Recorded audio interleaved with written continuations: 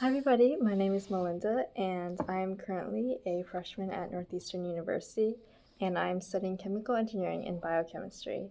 So in terms of social media, I actually got into the social media game pretty late. I actually made my first Instagram account my senior year of high school. And I was kind of forced into it because everything was on Instagram, and I kind of had to follow with the trend because if I wasn't on Instagram or if I wasn't on other social media pages, then I wouldn't be able to communicate with other people or be able to see new events or things that were happening. So I was kind of pulled into it because everybody around me was into it.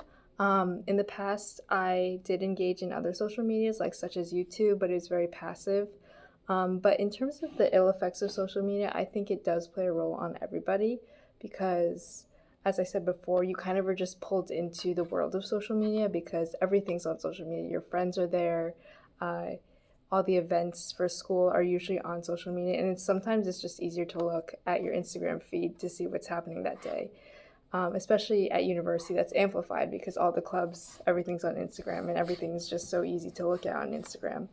But as you kind of like scroll through, it's not just the events or the clubs that you're looking at, it's also the interests that you have.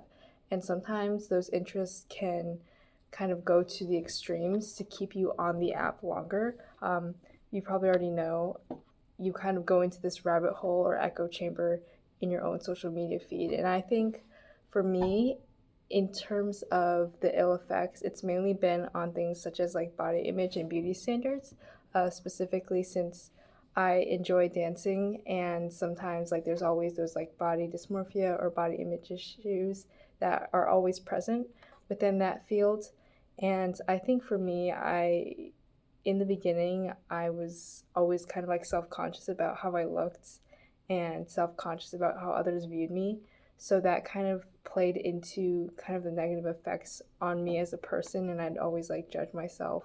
But I think I've grown to learn that people in the real world don't see you how they see you on social media. So, for example, if you meet someone in the real world or you talk to someone in the real world, it's very different than if you interact with them on social media.